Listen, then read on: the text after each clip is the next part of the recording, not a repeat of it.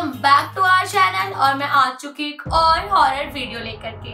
तो आज की वीडियो ऐसी होने वाली है कि आप लोगों को सुनने के बाद आप लोग बहुत ही ज्यादा डर जाएंगे और इसको अपने फ्रेंड्स एंड फैमिली के साथ सुनना, क्योंकि ये ऐसी कहानी है जो आप लोग भी जानते होंगे या कोई और आपके फैमिली में जानता होगा।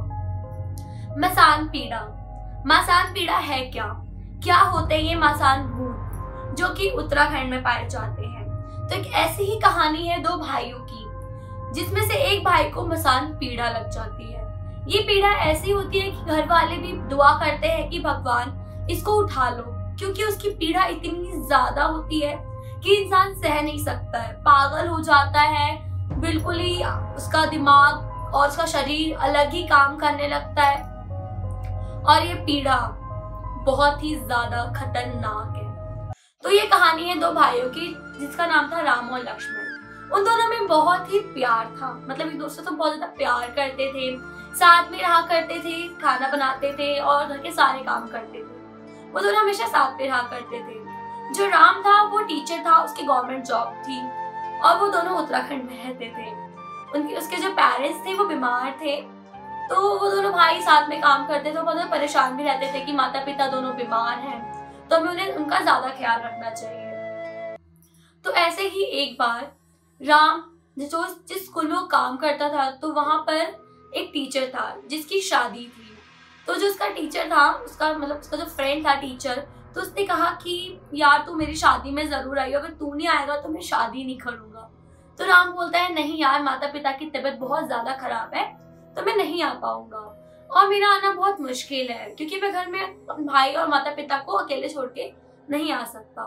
तो उसने बोला यार तू आ जा प्लीज, तो उसने रिक्वेस्ट करी। तो राम ने बोला चल ठीक है मैं देखता हूँ। फिर राम घर जाता है। राम सारी बात लक्ष्मण को बताता है, कहता है कि छोटा भाई देख ऐसी ऐसी बात है, दोस्त की शादी है, वो जिद कर रहा है, कह रहा है आ जा शादी में, वरना मैं शादी नहीं करूंगा और तुझे आना है तो चल हम दोनों चलते हैं। तो लक्ष्मण बोलता है भाई नहीं, माता पिता की तबीयत खराब है तो मैं रुक जाता हूँ, आप जाइए, और मैं वैसे भी बाहर का नहीं खाता हूँ।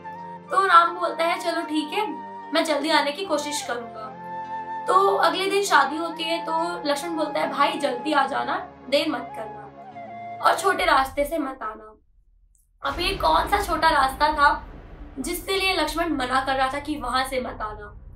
तो राम बोलता है चल ठीक है भाई मैं जाता हूँ और जल्दी आने की कोशिश करूंगा, तो सब कुछ देख लियो, दवाई ववाई टाइम से दे दियो माता पिता को, तक आ जाए। तो राम निकल जाता है, अपनी साइकिल उठाता है और चल देता है। मजे से तैयार होकर के, शादी है, वो पहुंचता है करीब 6 बजे करीब पहुंच जाता है वो शादी में, और शादी में पार्टी में वक्त बीत जाता है। ये एक बहुत पुरानी बात है, तो उस टाइम पर फोन या फिर इलेक्ट्रॉनिक चीजें नहीं होती थी जिससे हम किसी से कांटेक्ट कर सके, तो हम किसी से कांटेक्ट नहीं कर पाते थे। तो अच्छा वो भी अच्छा टाइम था कि हम किसी से कांटेक्ट नहीं कर पाते थे, उससे जाके मिलना और चिट्ठियां लिखना, यही था उसको। तो अब राम ने बोला भाई मुझे निकलना होगा क्योंकि बहुत देर हो गई, अब तो 9 बजने वाले हैं, मैं निकलता हूँ। तो उसका दोस्त बोलता है भाई अभी तो रुक जा, अभी तो शुरू हुई है पार्टी, तो भी कहाँ जा रहा है। तो बोलता है नहीं यार घर पे सब अकेले हैं, मेरा जाना जरूरी है। तो उसका दोस्त बोलता है भाई थोड़ी देर और रुक जा, फिर चला जाइए। ऐसे ही करते करते करीब 9 बज जाते हैं, 9 साढ़े 9 बज जाते हैं। और जैसे ही 9:30 होते हैं तभी राम बोलता है यार अब तो बहुत लेट हो गया, मुझे निकलना होगा। तो उसके घर वाले बोलते हैं कि अब तुम रुक जाओ यहीं पे आज रात, क्योंकि बाहर तो कोई तुम्हें दिखेगा नहीं, तो तुम अकेले कैसे जाओगे, अभी तो कोई जाएगा भी नहीं। तो उस टाइम पे क्या होता था, गांव वाले क्या करते थे, खा पी करके आराम से 8 बजे तक सो जाते थे और 9 बजे तक पूरा गांव सुनसान हो जाता था। एक उन्हीं का घर था जहाँ पे थोड़ी रोशनी थी और लोग खा पी रहे थे, पार्टी कर रहे थे, और बाकी पूरा गाँव सो चुका था। तो अब उसका दोस्त बोलता है कि आज रात तो यहीं रुक जा, अब इतनी रात को तो कैसे जाएगा। तो बोलता है नहीं यार मैं साइकिल से आया हूँ ना, साइकिल भगा करके मैं घर पहुंच जाऊंगा, और घर भी काफी दूर था, और घर जाने में करीब 1 घंटा लग जाता था, 1 घंटा जाने में रात में। तो उसका दोस्त बोलता चल ठीक है आराम से जाइए और कल स्कूल में मिलते हैं। तो वो चला जाता है, वो साइकिल उठाता है और चला जाता है। वो जैसे ही पहुंचता है और देखता है कि वहां पे 2 रास्ते, एक जो कि बहुत छोटा रास्ता है और दूसरा जो बहुत लंबा रास्ता है, जिससे घर पहुंचने में 1 से 1.5 घंटा लग जाएगा, और एक छोटा रास्ता है जहाँ घर पहुंचने में आधा घंटा तो लग जाएगा आराम से। तो वो सोचता है कि क्यों ना मैं छोटे रास्ते से जाऊँ। आपने सुना ही होगा छोटा काम मतलब छोटा काम शैतान का, जो भी छोटा काम करो तो जल्दी का काम शैतान का। तो वो जल्दी जाना चाहता था कि मैं जल्दी से पहुंच जाऊँ, तो जल्दी का काम तो शैतान का ही होता है। तो अब वो सोचता है कि अगर मैं यहाँ से जाऊंगा तो मुझे 11 बज जाएंगे, बहुत रात हो जाएगी, और इतनी रात को मैं किसी ने अगर मुझे देख लिया तो मुझे चोर लुचक्का ही समझेगा, और यहाँ से जाऊंगा तो आराम से 10:30 तक मैं अपने घर पहुंच जाऊंगा। लेकिन उसे क्या पता था कि कुछ ऐसा भी हो जाएगा। तो उसे भगवान पे बहुत विश्वास था, हनुमान जी को वो बहुत मानता था, और वो कहता था जब भगवान मेरे साथ है तो मेरा कोई क्या बिगाड़ लेगा। तो वो कहता मैं इसी रास्ते से चला जाता हूँ। तो वो छोटा रास्ता जहाँ पर नीचे नदी थी और घाट था, शमशान घाट, अब वो वहां से जा रहा था। और जैसे ही वो वहां पे पहुंचता है बीचों बीच, और जैसे ही वो पहुंचता है पुल के बीचों बीच, उसकी साइकिल में एक तेज का धक्का लगता है और उसकी साइकिल वहीं पे गिर जाती है। और जैसे ही गिरती है तो उसके पैर में चोट लगती है और इसमें से खून निकलने लगता है, और वो डर जाता है अचानक से, मतलब झिझक जाता है कि यार ये क्या हो गया। तो कहते हैं ना कि अगर मसान आसपास होते हैं तो झिझकना और डरना नहीं चाहिए, वरना मसान चिपक जाता है, उस इंसान से चिपट जाता है और फिर उसको नहीं छोड़ता है। और देखता है कि उसकी ना साइकिल की चेन उतर गई है। अब वो इधर उधर देखता है और कब्रिस्तान होता है पास में, और किसी की लाश को मतलब जलाया होता है तो उसमें से धुआं भी निकल रहा होता है काला काला। तो वो थोड़ा सा डर जाता है, इधर उधर देखता है तो कोई होता ही नहीं, और लाइट भी नहीं होती है इतनी दूर तक, कोई लाइट ना रोशनी कुछ भी नहीं। तो वो साइकिल लेकर के बिना चैन चढ़ाए ऐसे ही निकलता चला जाता है। और जैसे ही वो उस पुल को कंप्लीट करता है, पूरा करता है, तब जाके वो चैन की सांस लेता है। लेकिन उसे क्या पता था कि मसान उसकी साइकिल में ही चिपट चुका है। अब वो आगे की तरफ बढ़ता है, जैसे ही उसका गांव लगता है तब जाके वो चैन की सांस लेता है। और घर पहुंचते ही उसका भाई लक्ष्मण जब राम को देखता है कि यार भाई आपके पैर में ये चोट कैसे लगी है, तो राम बोलता है अभी तुम शांत हो जाओ, पहले मुझे अंदर आ जाने दो। तो कहता है बात क्या हुई है, पहले मुझे तो बता दो। तो राम बोलता है मैं बताऊंगा, पहले बताओ माता पिता सो गए, खाना दिया था खा लिया। तो लक्ष्मण बोलता है हाँ भाई खाना वाना दे दिया है, खा लिया, लेकिन आपके पैर में क्या हुआ पहले ये बताइए। तो राम बैठता है, कहता है कि मैं बहुत लेट हो गया था पार्टी में से, तो मैं छोटे वाले रास्ते से आ गया था, वो शमशान घाट के पुल वाला जो रास्ता है मैं उधर से आ गया था। तो लक्ष्मण बोलता है कि भाई मैंने तुम्हें मना किया था ना कि तुम उस वाले रास्ते से मत आना, मैंने आपको कहा था ना कि मत आना उस रास्ते से, आप क्यों आए। तो राम बोलता है कि अगर मैं उस रास्ते से नहीं आता और बड़े वाले रास्ते से आता तो मुझे रात के करीब 12 बज चुके होते। तो लक्ष्मण बोलता है कि तो क्या हो गया, 12 ही तो बजते, इतनी बड़ी मुसीबत तो नहीं होती, देखो पैर में चोट लग गया आपके, अब बताओ इतनी बड़ी मुसीबत हो गई आपके ऊपर। तो वो कहता है कि आपको पता है ना कि अगले ही हफ्ते चाची उस रास्ते से आई थी और चाची को मसान पीड़ा ने पकड़ ली थी, और वो 2 ही दिन में उनकी मृत्यु हो गई थी, वो मर गई थी 2 ही दिन।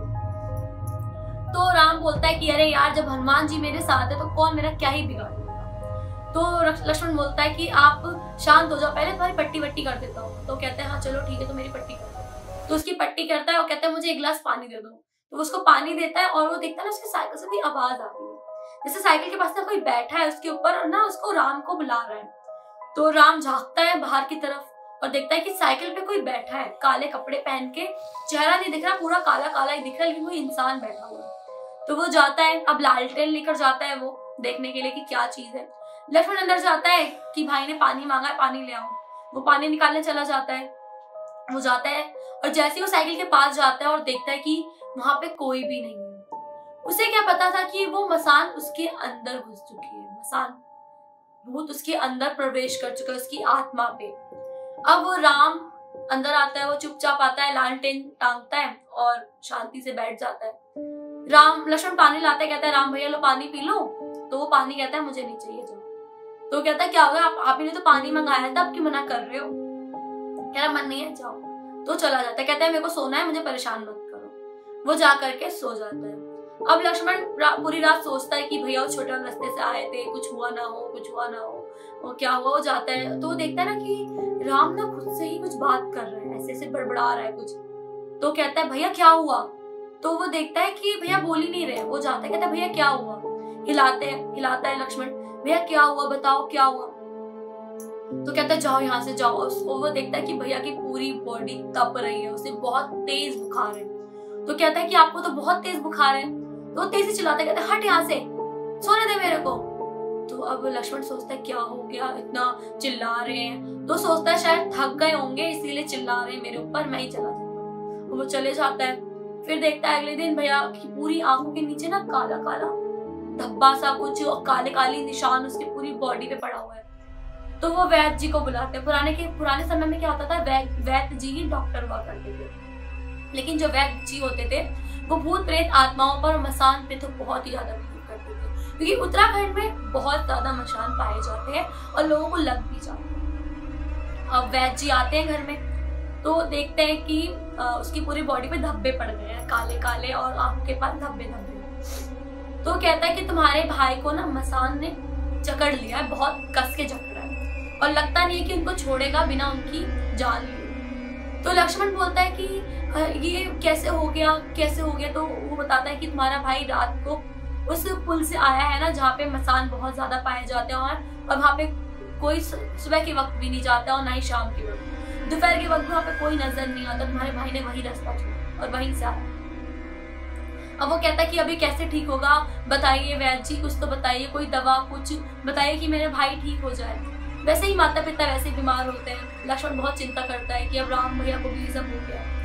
तो वैद्य जी बोलते हैं कि कितने दिन हुए। तो बोलता है कि कल ही गए थे शादी में और आते वक्त ऐसा हुआ। तो जो वैद्य जी होते हैं तो कहते हैं चलो ठीक है, कल ही की बात है, तो कोशिश करूंगा तो शायद छोड़ दे मसान, लेकिन इतनी जल्दी नहीं छोड़ेगी जिस तरीके से वो चिपकी है, क्योंकि तुम्हारा भाई बहुत बुरी तरीके से डरा है मसान को देख करके। तो बोलता है हाँ उन्होंने मुझे बताया था, लेकिन मुझे ये नहीं पता था कि वो मसान ने पकड़ा है, क्योंकि उनकी साइकिल गिर गई थी। तो कहता है चलो ठीक है मैं देखता हूँ। अब वैद्य जी चले जाते हैं। अब जो उसका भाई होता है ना, पागलों वाली हरकतें कर रहा होता है, कभी सामान फेंक देता है, खाना फेंक देता है, और लक्ष्मण क्या करता है, राम भैया को एक कमरे में बंद करता है। अगर वो उनको बाहर छोड़ देगा तो वो सारी चीजें तहस नहस कर देगा। तभी वो जाता है माता पिता के बाद खाना देने जाता है, तभी देखता है कि उसके जो पिताजी होते हैं, पापा होते हैं, उनकी मृत्यु हो चुकी होती है, वो मर गए होते हैं। माँ रो रही होती है, बहुत ज्यादा रो रही होती है। रिश्तेदारों को बुलाते हैं कि मेरे पिताजी खत्म हो गए हैं।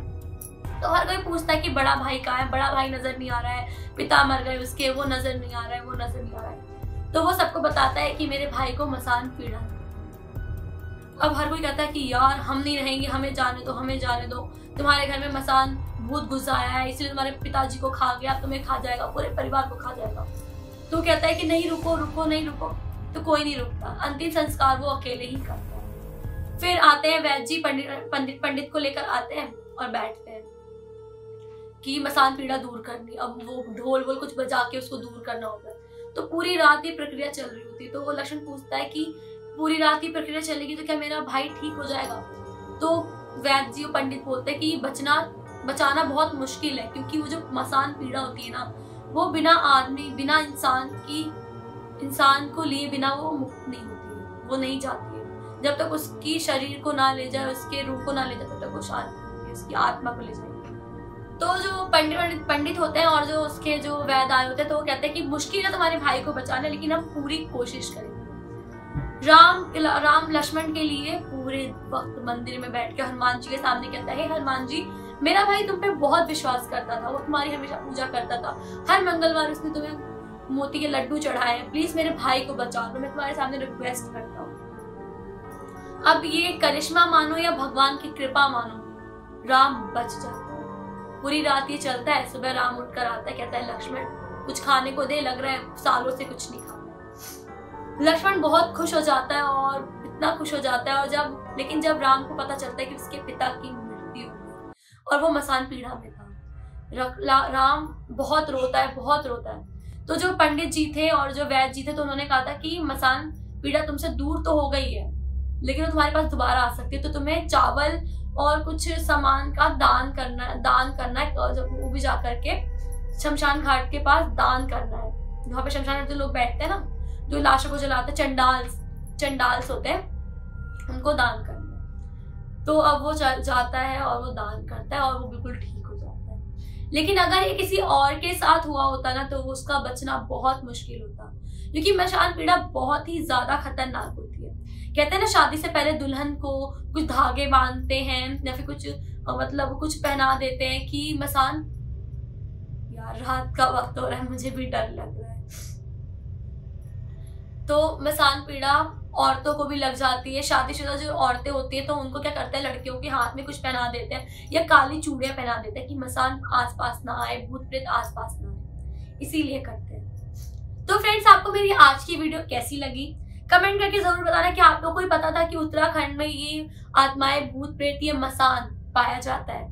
क्या आप लोग उत्तराखंड से हो? अगर आप लोग उत्तराखंड से हो तो कमेंट में जरूर लिखना कि हम उत्तराखंड से हैं। तो मिलते हैं नेक्स्ट वीडियो के साथ। मेरी वीडियो को लाइक करें, अगर चैनल को सब्सक्राइब नहीं किया तो सब्सक्राइब करें, अपने फ्रेंड्स एंड फैमिली में शेयर करें। और मेरी बहुत सारी हॉरर वीडियोस मेरे चैनल पर हैं जो आपको मिल जाएगी, तो जाके सारी वीडियो देखिए और एंजॉय कीजिए। बाय बाय, मिलते हैं नेक्स्ट वीडियो।